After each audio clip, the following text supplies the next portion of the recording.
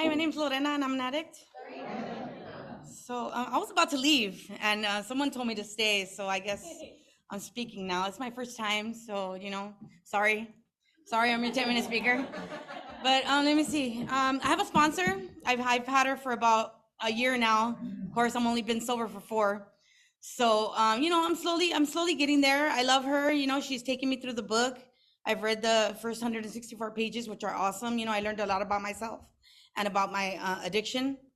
And so I used to be one of them crackheads, like, that you see that you see in Watts, like with the big old dreadlock and walking around yelling.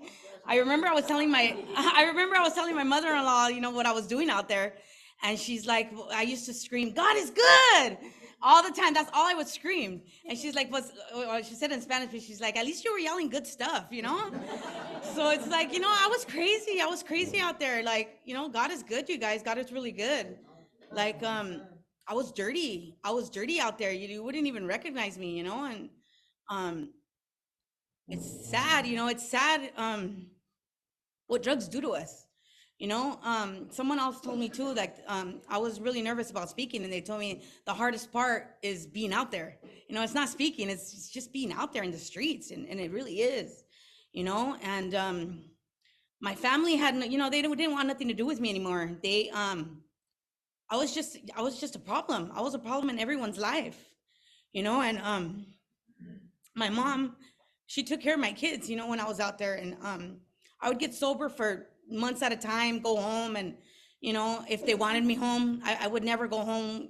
I would try not to go home because I was okay with living out there. I was getting comfortable just being out there. I started, I started the rhythm of what I needed to do, where I needed to go, just my daily routine. I already had it down, so I was comfortable with that, and I was comfortable being out there in the streets, and it's dangerous where I was. It's really dangerous, and I was just, hoping that one day someone would kill me, or do something to me where I wouldn't know what was going on, or that the drugs would just take over my brain and I just wouldn't know anything anymore, because I thought that my family was better off without me.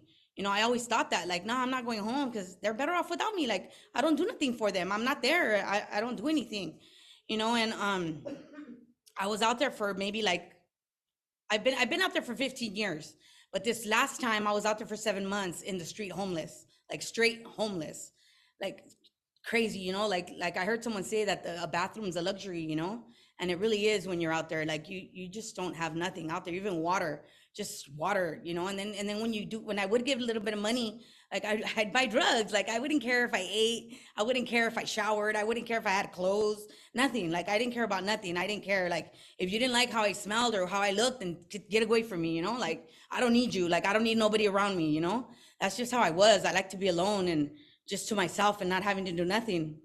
So this last time I was there, my mom called me and I was surprised. I didn't even want to answer, but I had to. I answered, and she told me that I needed to come home because I got a divorce about 2 years ago, and my husband was taking my youngest son. He's 13 now, and my mom wanted him back because she's had him for 12 years.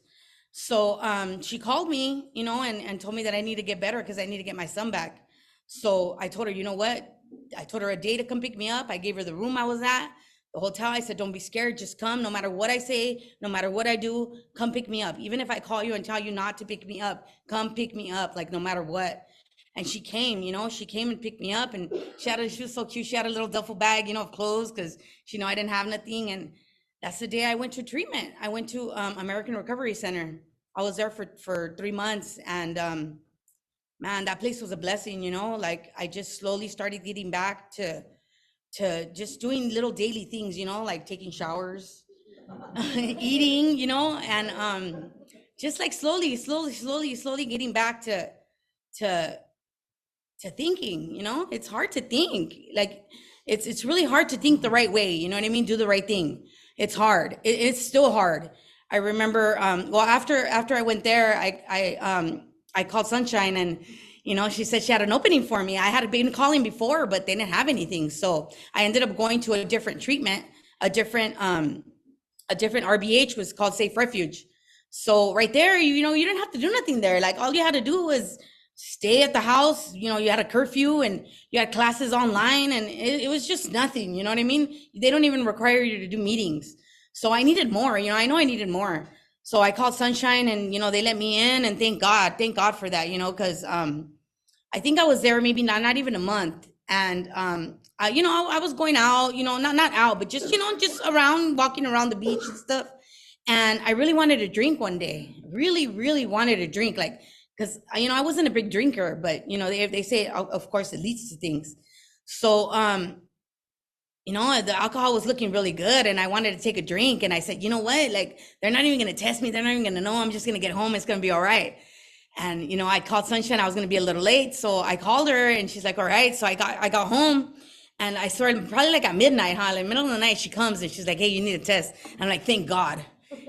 Thank God she wanted to test me. That showed me that no, you can't do nothing, no matter how much you want to do a little drink, like a little michelada or anything, like you can't.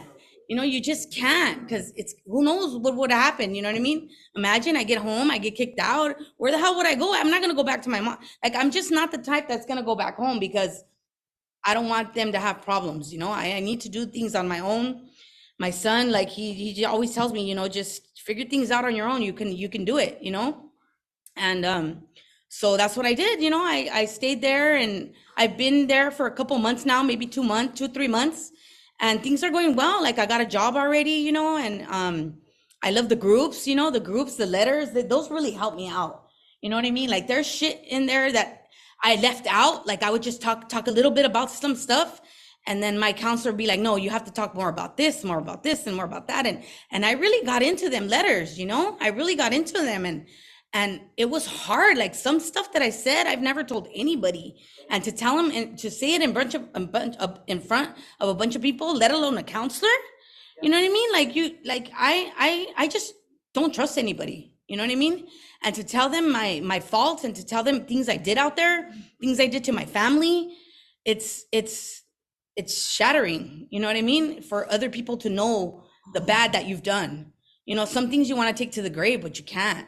You can't, because if you're gonna take yourself to the grave one day if you keep those secrets in.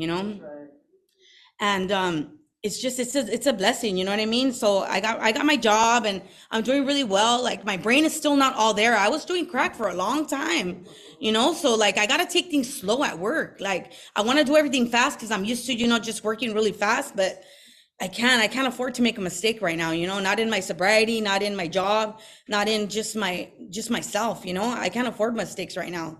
And, like, today, like, I don't want to use. It's weird.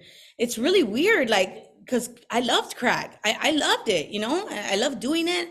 I loved the life that I lived. Even though I was homeless, like, I was comfortable, you guys. Like, you can find a way to be comfortable without nothing. You know what I mean? And dead. Like, you have no feelings, so you don't care about shit. You don't care about nothing. And I always cared about my family, but, like, I just felt like they were better off without me. I have 4 children. My oldest is 29. Then I have my 25-year-old he's a LAPD. So they're doing really well. Yeah. Then I have my 17-year-old, and I have my little 13-year-old. They're all doing good, thank God. Like, my mom has in piano lessons and softball, and my mom's a really good mom. She did her best with me, but obviously, something went wrong at home to where, we have the problems that we have. Like, that's obvious. You know what I mean? We don't cause these problems on ourselves. You know what I mean?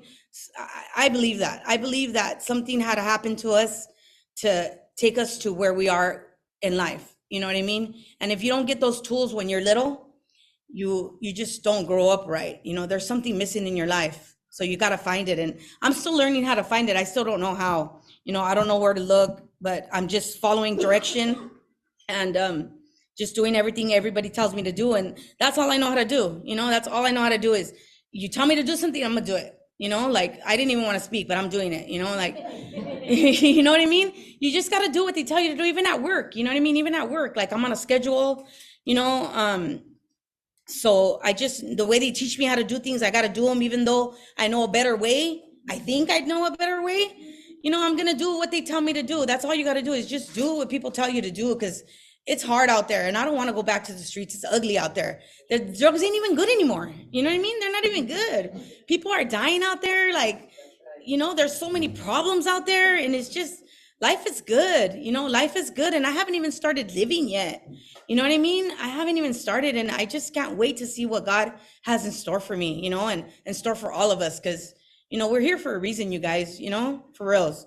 Like I was lost out there. I don't know about anybody else, but I was gone. I was gone, and I was ready to go all the way. So I'm glad I'm here. Thanks for letting me speak, you guys.